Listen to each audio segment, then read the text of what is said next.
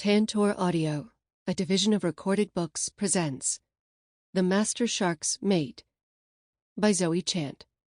Narrated by Lucy Rivers.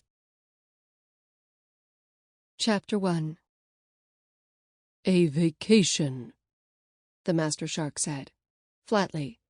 Yes, a vacation. Neridia, the Pearl Empress, Queen of Atlantis, commander of waves and tides, and ruler of all the shifters of the sea, jabbed one imperial finger in his direction. I want you to take some time off. The Master Shark furrowed his brow. For the life of him, he couldn't think what he could possibly have done to have caused such offense. Your Imperial Majesty, if I have failed you in your absence... Actually, I do need to talk to you about how you've been running things while I was attending to matters on land. The Empress sat up straighter on the pearl throne, fixing him with a stern look. Just today, I've received no fewer than 18 petitions from the other underwater lords to have you permanently removed from your duties as voice of the Empress, and from the Sea Council, and in fact from Atlantis itself. A few have even suggested that you should be banished from the ocean entirely. You have ruffled their gills, haven't you? Long decades of discipline kept his face as impassive as stone, but unease twisted his stomach. The Pearl Empress had spent the better part of her life on land, and had only recently reclaimed her rightful place in the underwater realm of Atlantis. He had played his own part in helping her take the Pearl Throne, and had thought he'd won her trust. But sharks were misunderstood, and feared by every other type of sea shifter. And he was the Master Shark, the most powerful of his kind. The other lords of the Sea Council had to heed him out of fear of his wrath, but they also hated him. If the Empress had been listening to them... If she dismisses me, who will keep the peace under the sea? Who will protect the weak and voiceless from the greedy and powerful? I'm teasing you. The Empress's stern manner fell away, her full lips curving in a warm smile. You've been doing marvellously, Master Shark, hunting out the corruption in the Sea Council. I couldn't ask for a better second-in-command, my voice. Then why am I being punished? He asked, bewildered. Beside the Pearl Throne, the Empress's champion and royal consort cleared his throat. I believe Her Imperial Majesty considers this a reward, Master Shark. The Master Shark exchanged a glance with the royal consort. The towering indigo-haired sea dragon shifter raised one armored shoulder slightly, in a "damned if I know either" gesture of silent sympathy. The Master Shark turned back to his Empress. I do not need any rewards. Being able to serve the Pearl Throne is honor enough. Master Shark, you've been serving the Empire with unswerving dedication for over 30 years, the Empress said. Have you ever taken a vacation in your entire life? Do you even know what one is? I am fully aware of the concept of vacations, he said, a little stiffly. I enjoyed many of them with your father, the late Pearl Emperor. The Empress sighed. I mean a real vacation? Something relaxing? Not battling sea monsters in the depths of the abyss? Battling sea monsters in the depths of the abyss sounded perfectly relaxing to him. Lost for words, he fell back on his usual tactic of staring in silent menace. It worked in most situations. Not, unfortunately, in this one. You are going to take a vacation, Master Shark, the Empress said firmly. A real vacation, on a beach, drinking silly cocktails with little paper umbrellas. He was definitely being punished. In fact, I've already booked one for you. The Empress sat back in the gleaming white curves of her throne, looking very pleased with herself. Don't worry. It's a shifter-only resort. You'll blend right in. Considering that he was either 7 feet tall or 80 feet long, depending what form he was in, He could not help but feel that this was wildly optimistic. Even in the underwater city of Atlantis, surrounded by sea dragon shifters, he didn't blend in. The only place he might possibly pass unnoticed was the Jurassic era. "You are going to spend a nice relaxing week sitting on a beach, and doubtless hate every moment of it." The Empress cast him a not unsympathetic look. "But I'm afraid I really do need you to be away from the ocean for a bit. The Sea Council isn't used to me yet. I need to have space to assert my authority, without them constantly looking at you for confirmation." Ah. His taut shoulders eased down a little as he finally understood the political undercurrents. "I see." "I thought you would. You've done a little too good a job terrorizing the Sea Council into obedience, my voice. I need them to get used to listening to me directly now." Narrator lifted her chin, looking uncannily like her late father for a moment, and the master shark felt an unaccustomed pang somewhere in the vicinity of his heart. "So, you are going on a vacation to Shifting Sands Resort, just for 1 week. That's an imperial order." The master shark could only go to one knee, bowing to her will. "As you command, my Empress." In his long service to the Pearl Throne, he'd fought krakens, dragons, and even human submarines. He'd united his people and brought them into the Pearl Empire, ending millennia of war between sharks and dragons. With muscle and teeth, cunning and guile, he'd wrestled victory out of the steepest odds. 1 week in a land shifter resort. I can do this. For my Empress. The Empress fixed him with her penetrating, sea-deep eyes. "And Master Shark? Relax. On your honor, promise me you'll at least try to have fun." There was no doubt about it. Out of all the services he'd performed for the Pearl Throne over the decades, this was going to be the worst. Chapter 2. "Wait, I'm getting something." Hitching her sarong up around her knees, Martha Hernandez clambered up onto one of the tables on the terrace overlooking the pool. Heedless of the curious glances she was getting from the other resort guests, she rotated on the spot, methodically waving her cell phone. She let out a little yip of triumph as the signal strength flickered from 1 to 2 bars. "There! Nita? Can you hear me? Hello? Nita!" From the silence on the other side of the line, Martha was somewhat suspicious that her eldest daughter was considering pretending to be going through a tunnel. Unfortunately, the sounds of Manny and Jimena yelling in the background about wanting popsicles rather gave the game away. "Tell Jimena there are orange ones. She just needs to look further back in the big freezer," Martha instructed.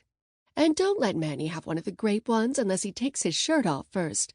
Those stains just do not come out. Oh, that reminds me. Make sure you find an excuse to go over to Roddy's tonight.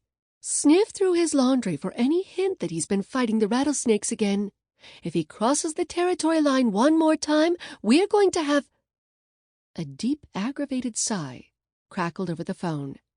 "Ma, you are meant to be on vacation."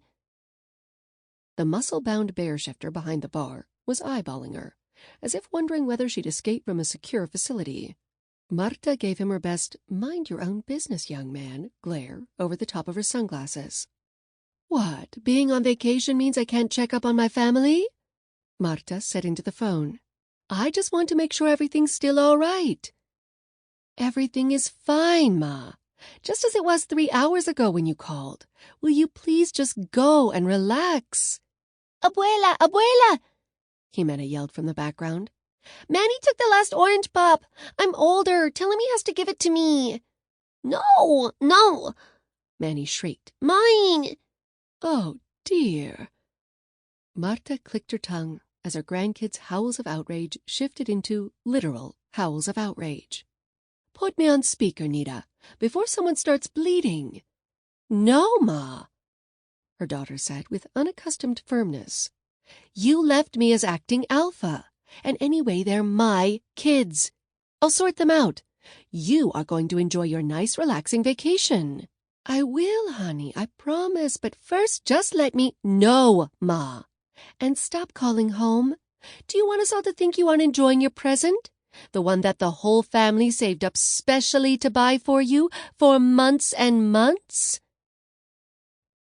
Part of Martha felt a stab of guilt. The larger part felt admiration of the surgically precise way her daughter had wielded that edged hint of disappointment. Maybe she can handle the whole pack in my absence after all. The thought gave her an odd lump in her throat. She was proud of her daughter for stepping up to the role of acting alpha in her absence, of course. But what if Nita handled it too well? What if they don't really need me anymore? Martha swallowed, forcing brightness into her tone. Oh, I'm having a wonderful time here. Tell everyone that it's the best birthday present ever. I will, Ma. Now, you go have a good time and don't call again. Love you, Martha said, but the line had already gone dead. Why has the pack forced us out? Her inner coyote whined forlornly. Do they think we are too old to hunt? Do they think we can no longer provide for the cubs? Now, that's just being silly, Martha told her animal, trying to convince herself. Nobody's been outcast. We'll be heading home in a week, and everything will be back to normal. Ma'am? The bartender had approached her table cautiously, as though worried she might bite. Do you need any help down from there? Nonsense, young man. I'm perfectly capable, thank you. Martha descended from her perch, with as much stately dignity as could be mustered while wearing a swimsuit and sarong. There, see? I don't need your help. His rugged, handsome face crooked in a wry grin. I can see that, ma'am. But I do think you could use one of my margaritas, if you don't mind me saying. What a nice boy you are. Martha patted his arm. Goodness, it was like petting a rock. And sank down onto a deck chair. She gusted out a sigh. Better make it 2. Big ones. Yes, ma'am. With a respectful tip of his hat, the bartender went off to make the drinks. Martha stared down at the sparkling turquoise pool, idly kicking the toes of her flip-flops together. Relax, she muttered. Enjoy myself. Don't worry about home. Right. Easy. It should have been easy. Shifting Sands was a beautiful place. Just off the coast of Costa Rica, the private island was like a jewel cupped in the hand of the sea. And the whole place was just for shifters. Not a single human in the entire resort, or indeed the entire island. No need to worry about secrecy. No need to worry about protecting her family from hunters or keeping the rambunctious pack in line. No chores to be done, no mouths to feed, no babies to soothe. For the first time in longer than she could remember, Martha was completely free to do whatever she wanted. If she could just work out what that was. She sighed again, tucking her cell phone back into her beach bag. She retrieved the resort pamphlet from the side pocket, flipping through it. Shifting Sands offered a mind-boggling array of entertainments. She could go out whale-watching in the resort boat. She could learn to snorkel. She could get a massage in the spa, hike through the jungle, take a day trip to the mainland to sightsee. There was even a salsa dance tomorrow evening. So many diversions. And no one to share them with her. Dropping the pamphlet, she watched the gentle sway of the palms lining the pool. Without conscious thought, she found herself rubbing the old worn gold band of her wedding ring. Miss you, Manuel. 10 years of widowhood had worn the sharp stab of loss down, of course, but something about this peaceful tropical paradise made her long once again for his bright, ready smile and laughing eyes. The warm breeze whispered over her bare arms like a lover's caress. If Manuel had been with her now, she knew exactly what they'd be doing. How I miss a man's touch. She snorted at the ridiculous thought. She was a respectable widow, and a grandma to boot. That part of her life was gone. Movement caught the corner of her eye. Thinking it was the bartender coming back with her drink, or drinks, she sat up, twisting around. Holy Mother of God! She jumped so hard that she nearly fell off her deck chair. It wasn't the burly bartender. This man looked like he might have eaten a bartender for breakfast, possibly washed down with a few gallons of protein shake. He wasn't so much built as constructed. Her eyes tracked upward of their own accord, past hard thighs bigger than her head, and 8-pack abs. He wore nothing but black swimming shorts, leaving the apparently endless expanse of his muscular chest on full display. His skin was so pale, he looked like a sculpture carved from marble, marred by the faint lines of old crisscrossed scars. Pack leader though she was, the man exuded such an aura of dominance that he had her inner coyote rolling onto its back instantly. Whoever, or whatever he was, there was no doubting his power. Martha's heart thudded against her ribs. Her own alpha coyote had never once, in all her years, submitted to another shifter's animal. Wait. Her coyote wasn't rolling in submission. For all the man's hulking physical strength and overwhelming presence, she didn't feel the slightest bit afraid of him. No. Her coyote was whining and writhing in invitation. Oh, Martha breathed. He was so tall, she couldn't see his face until he tipped his head down. He had the most striking features she'd ever seen, not conventionally handsome, with his heavy brow and wide jaw, but arresting. A strong will had shaped those weathered lines over long, difficult years. His iron-gray hair was sheared brutally short, like an army recruit's. There was something military, too, about his perfectly still, straight-backed stance. His deep-set eyes met hers. They were as gray as his hair, hard as tempered steel. "You," he rasped. "Oh, no." Martha scrabbled off the side of the deck chair, heedless of dignity. "Nope, nope, nope!" The man's impassive expression never changed. Not an eyelid flickered. Not a muscle twitched. "No!" Martha yelped, and fled from her one true mate. Chapter 3. Naturally, she ran away from him. Sharks rarely had true mates. They were too independent, too individualistic for such pair bonding. Brief, fierce liaisons, fleeting moments of contact in a life of silent, solitary wandering. That was the way of sharks, and he was the master shark. He was the shark, the heart and soul of his people. No wonder his mate had taken one look at him and shown him her heels. "Hey!" He couldn't tear his eyes away from his mate's retreating back. So little, so soft, yet so swift and fierce. Brown and ripened by a lifetime spent under open, cloudless skies. She smelled of things he'd never known. Sun-warmed fur and long summer days, dry desert winds and laughter rising to the moon. "Hey," the bartender said again from behind him. "Is there some sort of problem here, sir?" His mate had disappeared behind a concealing wall of greenery. The master shark turned at last, looking down at the bartender. To his credit, the bear shifter didn't back down, although his feet set in a defensive stance. "No," he told the bartender, flatly. "Begging your pardon, that's not what it looks like to me." The bear shifter held a large iced drink in each hand, and looked fully prepared to employ them as weapons if necessary. "What did you do to make her run off like her tail was on fire?" The master shark stared at him, silently. "I guess that answers that question," the bartender muttered. He raised his voice again, meeting the Master Shark's eyes without flinching. "Look, I know who you are, and honestly, I don't care. You can't go around terrorizing other guests." He was well used to other shifters treating him with suspicion. It was inevitable, given what he was. Nonetheless, his back stiffened at the inadvertent accusation that he might ever even think of threatening his mate.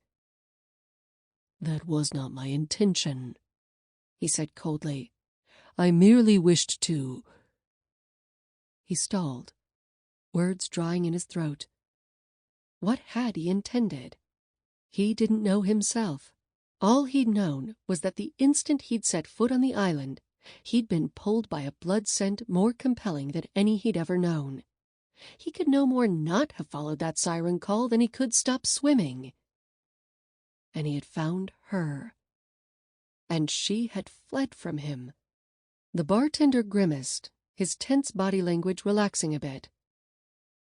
"Well, whatever you intended, clearly all you succeeded in doing was terrifying that nice lady. I think it would be better if you just left her alone from now on, okay? She is my mate." The bear shifter's mouth hung open for a second. "No shit." "No." The Master Shark looked back in the direction his mate had vanished. "As you say, shit." The bartender digested this for a moment. Then he handed him one of the drinks. "Here, I think you're going to need this." The Master Shark sniffed cautiously at the alarmingly colored beverage. "Alcohol?" "Sure is. Don't you have booze under the sea?" He shook his head, putting the glass down untouched. "The deeps are not a place for dulled wits. Only the suicidal would deliberately impair themselves."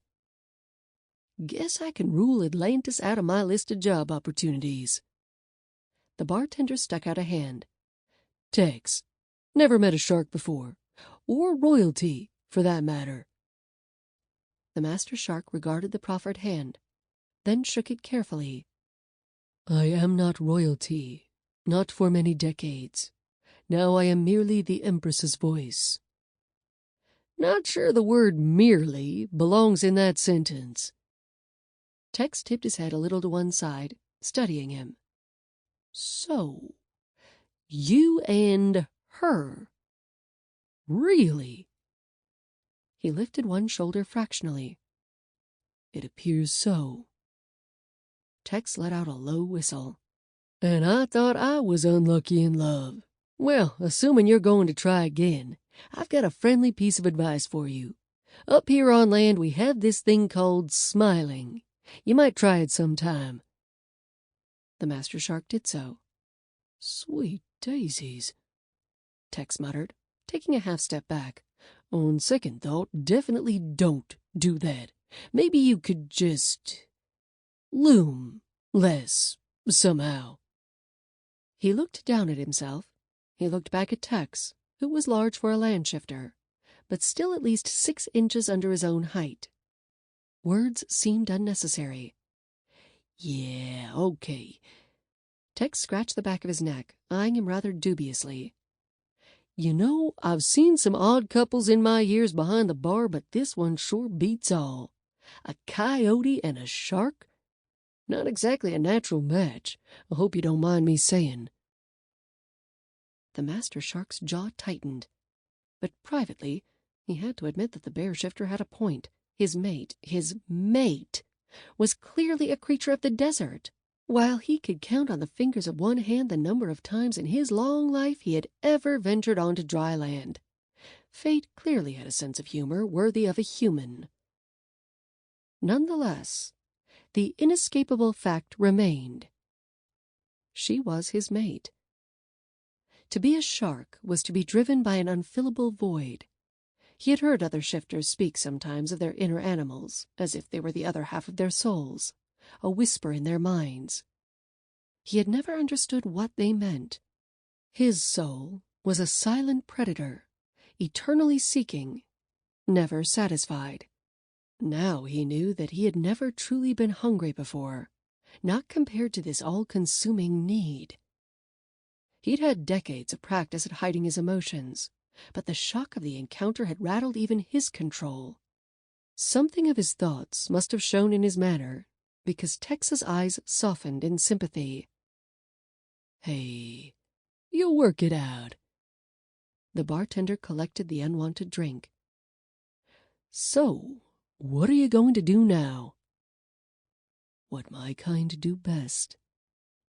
The master shark allowed his lips to curl once again, exposing a brief, predatory flash of teeth. "Hunt." Chapter 4. "You thirsty, honey?" Martha looked up from her waffle, expecting to find a waitress with a pot of coffee. Instead, a vast woman overflowing from a vibrant pink maxi dress gave her a cheeky wink as she put down her own breakfast plate down at Martha's table. "Because if you are," the woman continued, her voice dropping to a delighted, throaty whisper, "I can't help but notice that there seems to be a tall glass of water with your name on it right over there." Martha didn't need to look round to know that the man she'd met yesterday, she was not going to think of him as her mate, was watching her from the buffet table. Ever since their brief meeting yesterday, she'd been acutely aware of his every movement, even from clear across the resort. It was like she was a fish on his hook, an unbreakable invisible line connecting them together. Martha scowled, resolutely keeping her back to him. No matter how much she wanted to sneak a peek to see if he really was as devastatingly charismatic as she remembered, she was not going to look round. "Manuel," she reminded herself, touching her thumb to her wedding band. Even though he was with the angels now, he was still her husband. She'd been married to him for 30 good golden years, along with the inevitable few rocky ones. They'd had kids and raised them well, built a home and filled it with laughter. With all her heart and soul she loved her husband and the life they'd made together. What sort of woman would she be if she let her head be turned by some stranger now, just because her Coyote was no better than a bitch in heat? "Oh, honey!" The voluptuous woman's grin widened. "It's obvious you both got it bad. Who is he, anyway?" "No idea," Martha said, slicing a banana rather more viciously than the innocent fruit deserved. "Don't know him." "I'm pretty sure he'd like to get to know you, in the biblical sense, if you take my meaning." The woman winked again, settling her impressive weight into the chair opposite Martha. "I'm Magnolia. This is your first time at Shifting Sands, right?" Magnolia's smile was so warm and generous, Martha couldn't help but smile back. "Is it that obvious?" "I know all our regulars. Been here over a year now myself. Something about this island, well—" She glanced sidelong at Martha, sly as a coyote herself. "It makes you feel young again, doesn't it? You can just feel your sap rising." Martha was pretty sure it wasn't the island that was making her sap rise. Even now, the silent, unseen presence behind her was bringing an unfamiliar tingle to certain places best left forgotten. "I'm a grandma," she said, a touch too primly. "If the good Lord had wanted my sap to be rising, he would have made me a tree. Now, don't go putting yourself in the ground before you're dead." Magnolia leaned to one side a little, looking past Martha. "You want to know what he's doing now?" She stabbed at her waffle. "Nope." "Menacing the fruit basket," Magnolia reported anyway. "Does he hold a deep and personal grudge against oranges, or does he just always look like that?" "Wouldn't know." Her fork screeched across the china plate. "Don't care." "Well, I am just dying of curiosity. Like I said, I know all our regulars, and I can tell you that he is not our usual sort of guest." Magnolia fluttered a ringed hand, attracting the attention of the politely unobtrusive waiter hovering nearby. "Breck! Dish me the dirt on that brooding slab of beefcake over there. Breck, a slim, breathtakingly... Sample complete. Ready to continue?